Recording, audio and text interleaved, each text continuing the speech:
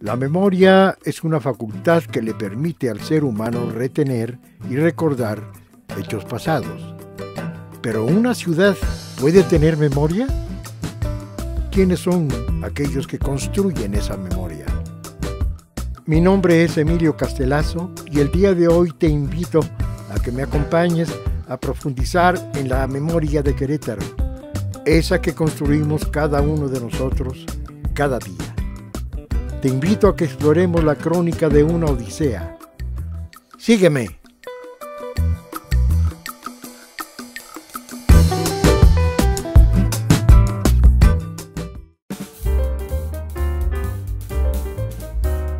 El día de hoy visitaremos el Museo del Calendario, ubicado en el Centro Histórico de Querétaro, dentro de una casona del siglo XVII.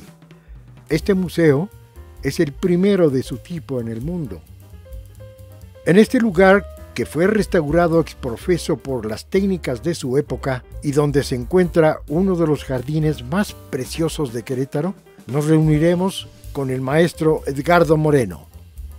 Antropólogo, historiador y escritor, Edgardo ha dedicado su vida a la docencia y a escribir y a trabajar con pueblos originarios hablantes del náhuatl, donde ha compilado su tradición oral. Hola, Edgardo. Emilio, ¿cómo estás? Qué gusto. Qué gusto. Es un gusto saludarte. La verdad de las cosas es que no sabes cómo te agradezco que hayas aceptado venir a charlar con nosotros de este maravilloso Querétaro, en este extraordinario escenario. Ve nada más aquí en el Museo del Calendario. Vamos a platicar de lo que es Edgardo. ¿Y quién es Edgardo? ¿Y de dónde sale su obra? ¿Y cómo nos sentimos de contentos? Bueno, siempre es un placer platicar contigo, mi querido Emilio. Excelente. ¿Vamos? Vamos. Pues Edgardo, me da muchísimo gusto tener la oportunidad de platicar contigo en este espléndido marco, hablar de la persona, de mi amigo, a quien yo le agradezco mucho lo que durante tantos años nos hemos conocido, y estamos muy interesados en conocer al hombre, al individuo, al Edgardo, no al maestro, sino el ser humano que trae dentro en la más profunda intimidad, si podríamos hablarlo de esa manera. Quisiera comentar contigo que pues todos tenemos una infancia, tenemos un principio, nuestro ADN, el hogar, la cultura dentro del hogar nos va formando, nos va haciendo. Sí, por supuesto. Entonces quiero preguntarte de tu infancia, me voy a ubicar en tu infancia. Vamos. No hace mucho tiempo eras un niño, sí, y en un Querétaro que pues ha sido cambiante, es una ciudad que ha evolucionado mucho durante un corto tiempo, en 50 años ha evolucionado muchísimo. Pero cuéntame de tu infancia, ¿quiénes fueron tus papás, por ejemplo? Bueno, pues de veras es un agasajo estar contigo y en un espacio como este, porque cuando la referencia que uno tiene de este lugar, pues son los patios muy queretanos que desde luego me llevan a la infancia también, o sea, de aquellas casas con grandes techos y cocinas enormes y comedores igual, patios también enlosados. Entonces, y esta forma de convertirlos en jardín, eso me recuerda a mi madre, que pues todo el pasillo, el corredor hasta el patio y el traspatio, pues estaba lleno de plantas, de todo tipo de cosas. Y hablando de mi madre, pues mi madre, ella nació en Ciudad Victoria, Tamaulipas, y pues se dedicó parte de su vida pues a la familia, o sea que prácticamente se casó muy joven. y fuimos nueve hermanos. 9 niños. Sí, mi padre estuvo en el ejército mexicano, fue general del ejército y le tocaron etapas turbulentas, de tal manera que cuando platicábamos, ya ahora más adulto, me ha hecho recordar a un poema de Octavio Paz que dice que cuando el abuelo hablaba de la Reforma, el mantel quedaba oliendo a pólvora.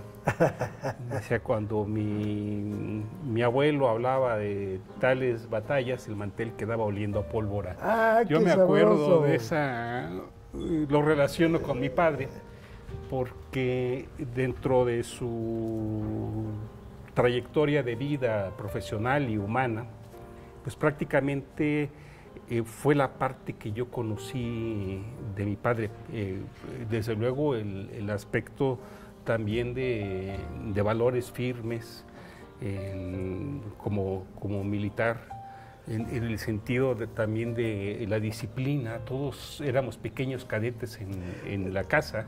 ¿Qué número de niño fuiste tú? ¿Qué número de hijo? Yo fui el octavo, o sea, fui de los últimos. Prácticamente. Mi hermano Carlos Alejandro sería el noveno, casi con un año y medio. Y dime, ¿qué recuerdas de la casa? Las texturas, los olores. ¿Había algún rincón que te provocaba miedo? ¿O alguna anécdota? Sí, había, bueno, ¿qué me recuerda de esos olores? Por ejemplo, todavía, cuando llueve, asocio el horneado que hacía mi madre de pan o de, pues muchas delicias que salían de ahí, unos panqués, así que se subían tanto que casi se derretían como nieve. Okay.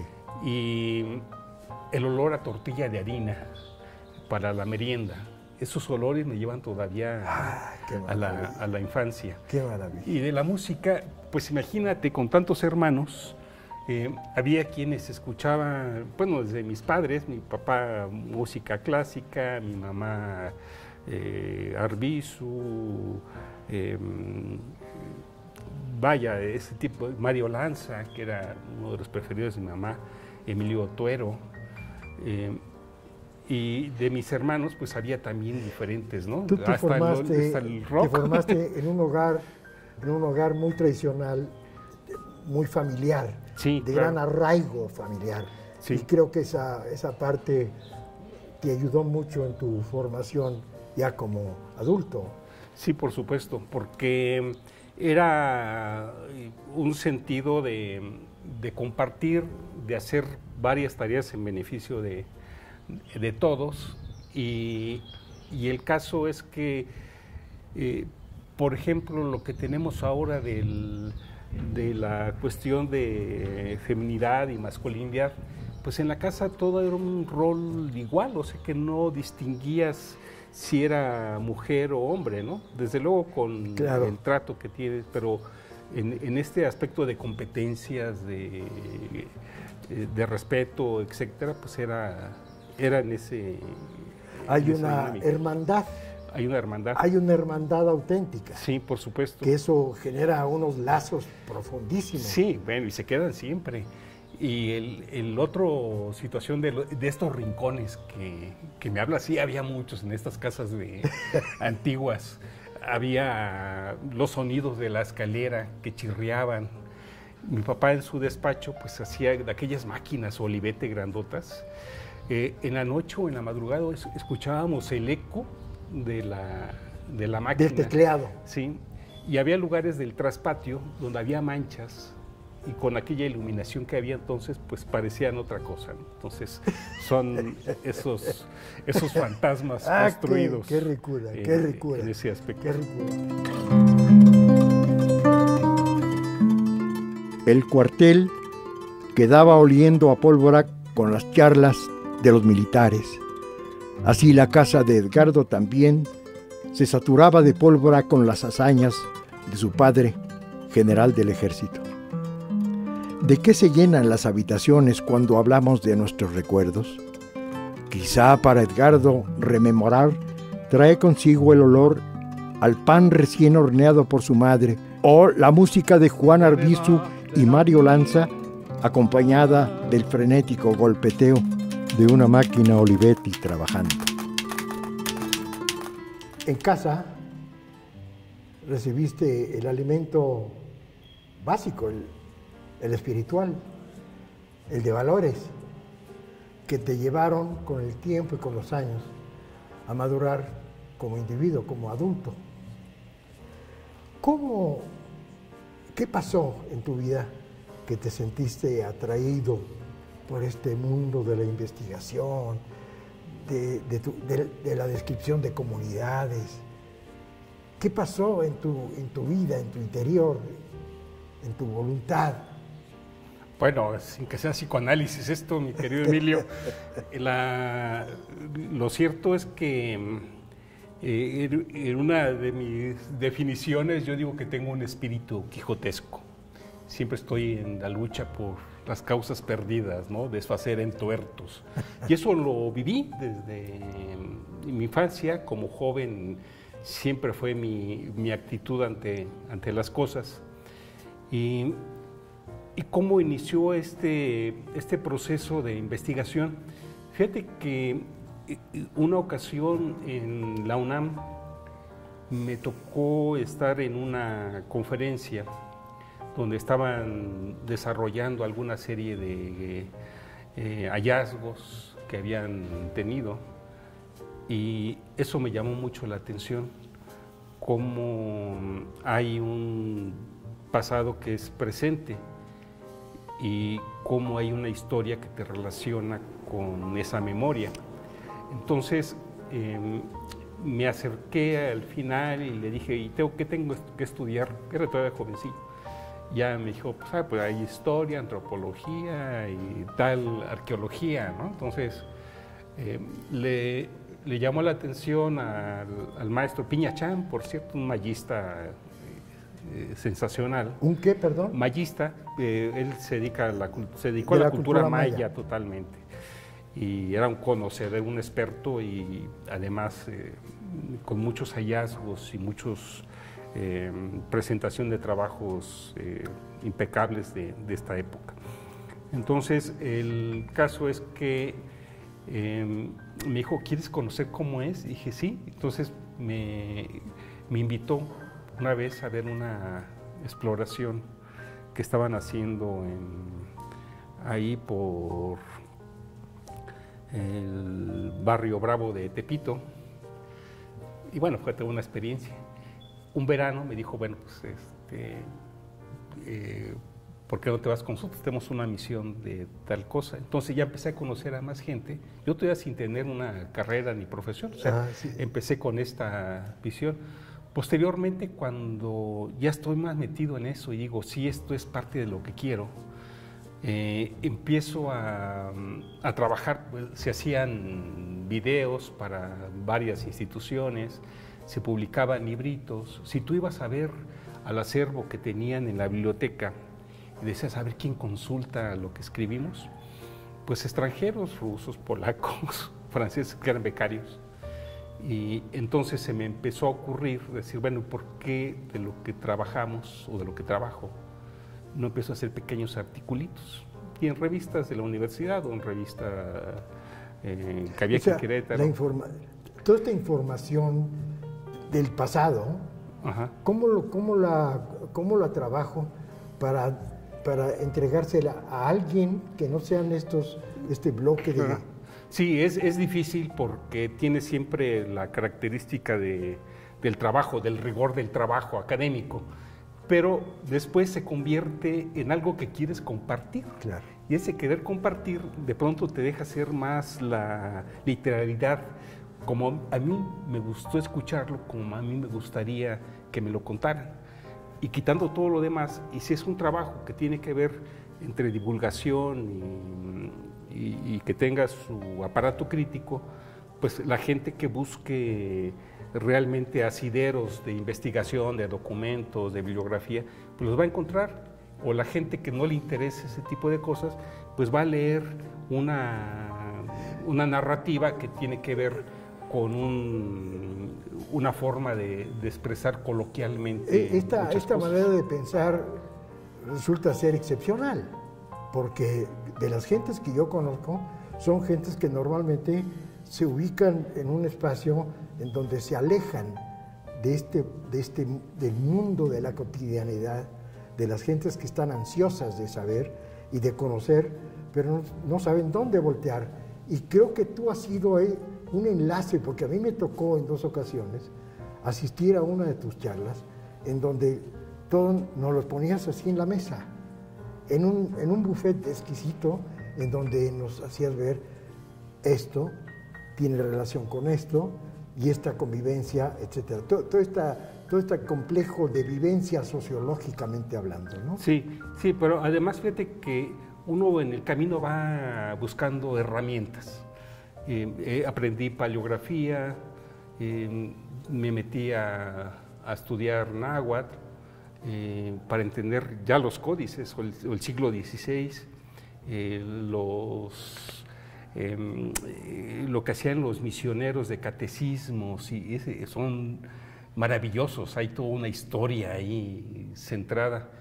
Y lo que quise siempre dejar marginalmente hasta la fecha es esa historia oficial que nos ofrecieron. Exacto. De héroes, monumentos y demás. Entonces Exacto. yo dije, bueno, la historia de nosotros, ¿cuál es? Pues es la que vivimos cotidianamente. ¿Y cuáles son los personajes? Pues la gente del mercado, la gente que está en las plazas, los personajes estos medio frikis de la sociedad. Sí. O sea, veo que este rigor de investigador te llevó a ubicarte en un Querétaro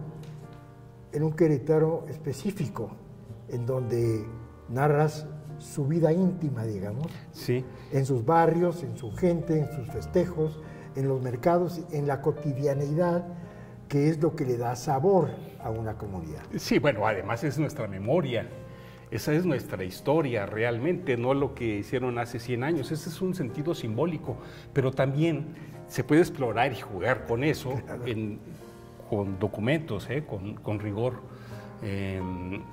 De decir qué pasaba en la época de Miguel Hidalgo, cómo era el vestido, qué comían, cuáles eran las diversiones, y entonces ubicas al héroe inmortal en una vida cotidiana, ¿verdad? Que cuesta lo pones mucho en un trabajo contexto. Bajar esas pero sin fantasear, sin hacer literatura, okay. O sea, con lo que hay alrededor, qué habría en este momento, qué música se tocaba incluso, ¿no? Todo eso se puede hacer con escuchando a las fuentes directas, los documentos. El tocar la historia, esas imágenes que pudieron haber ocurrido en la época de la conquista, por ejemplo. Sí, claro.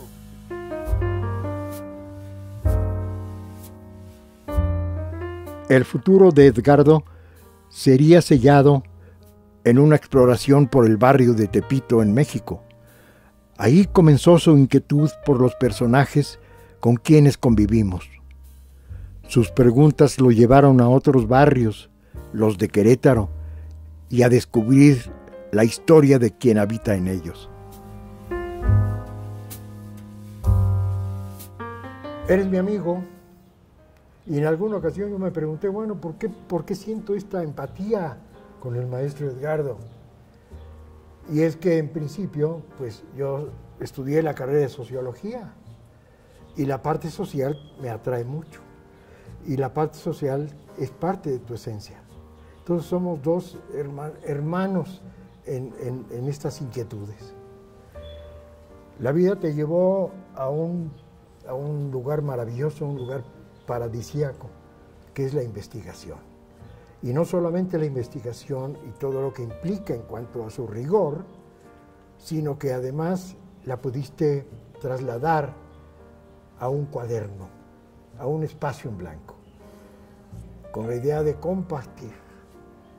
Esta emoción, ¿cómo la describes? Bueno, pues es como tener todo un universo, una cosmovisión y poderla meter ahí, pero he hecho el intento. Por ejemplo, en este libro, precisamente habla del Querétaro de ayer, del Querétaro en transición en muchos de los aspectos, pero también de nuestro Querétaro contemporáneo. Es como las voces de la gente de los barrios, es vuelo y andanza por los barrios, y de hecho, fíjate que pues parece un ladrillo. Me recuerda mucho lo que escribió Mario Benedetti, provocado por Bertolt Brecht, que decía, me parezco al que llevaba el ladrillo consigo para mostrarle al mundo cómo era su casa.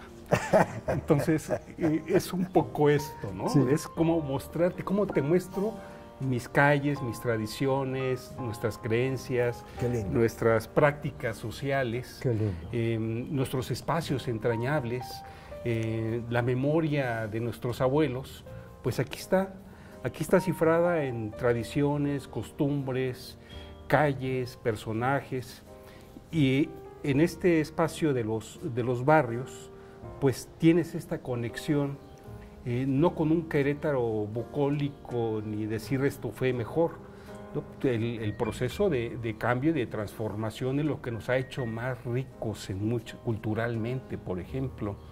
La venida de otras personas de otras latitudes y de otros lugares del mundo también han enriquecido precisamente a este aspecto que Querétaro ha tenido siempre en la parte de la cultura y la historia. Querétaro es un escenario de la historia nacional. No hay pasaje de la historia, esta que conocemos, que no haya sucedido en Querétaro, sí, o que además, Querétaro tenga algo que ver. Es un punto de paso sí. para el norte y para el sur, sí. De tal manera que fue ese escenario magnífico. Sí. Yo recuerdo mucho un párrafo que comentaba hace un rato contigo de este libro, que a mí me gustaría recordar, porque me parece que dibuja exactamente lo que estás diciendo. Sí, bueno, fíjate que hay dos aspectos en la entrada. Uno es de Alberti, de la Arboleda Perdida, y otro de nuestro querido Juan Rulfo, que habla precisamente de estos lugares llenos de ecos, de voces que se van desgastando con el tiempo, y que las oyes, las risas y los murmullos, y dice, cito, y risas y crujidos muy viejas como cansadas de reír, y voces ya muy desgastadas por el uso. Todo esto escuchas. Pienso que llegará el día que esos sonidos se apaguen. Aquí está la idea que estos sonidos que recorrí en toda mi vida, en mi infancia, en mi juventud, actualmente, pues aquí están los personajes. Es la historia de muchos personajes, de los mercados, de las plazas, de aquellas misceláneas que eran una delicia cuando éramos niños. De las corridas de toros. De las bodegas, de abarrotes, de las corridas de toros, de todo ese encuentro, ¿no? Entonces, Querétaro, decíamos, es un perfil contemporáneo que pues ahí está, y es algo que va a ser diferente al de nosotros. Ya tenemos al Querétaro vertical en nuestros cerros sagrados, y donde nos nutríamos de agua y nuestro clima era diferente, pero bueno, van cambiando las cosas, ¿no? Igual la habitabilidad del centro histórico, convertirlo en terciario, en un museo al aire abierto, pues habría que ver cuáles son las problemáticas o cuáles son los riesgos o las oportunidades que tenemos en eso. Entonces, ya el último parrafito de todo este sentido del tejido urbano. A mí me encanta. El aspecto social, las tradiciones, etcétera, es recuperar el espacio y la memoria. Pero aún podemos percibirlos, los barrios, y rastrear sus orígenes, toda vez que los barrios fueron surgiendo en épocas distintas. Algunas desaparecieron al ser absorbidos por otros núcleos.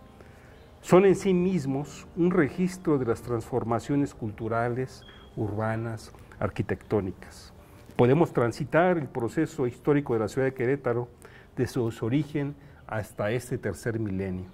Los vecinos de los barrios y su entorno urbano, con sus fiestas, devociones, formas de organización, costumbres, tradiciones, son parte del patrimonio tangible inmaterial de esta ciudad. Es exquisito, a mí me encanta de verdad. La palabra Odisea proviene del poema La Odisea de Homero, quien narra la historia y peripecias de Odiseo, su protagonista. Pero, ¿qué es una odisea en términos coloquiales? Resulta ser un viaje de larga duración, lleno de aventuras y experiencias, algunas de ellas adversas, mismas que ponen a prueba el espíritu combativo de sus actores, hasta lograr su objetivo o dejar las condiciones para que ello ocurra en el futuro. Esta fue la crónica de una odisea del día de hoy. Te espero la próxima semana para ahondar una vez más en la memoria de Querétaro, aquella que tú y yo construimos juntos. Yo soy Emilio Castelazo. Hasta pronto.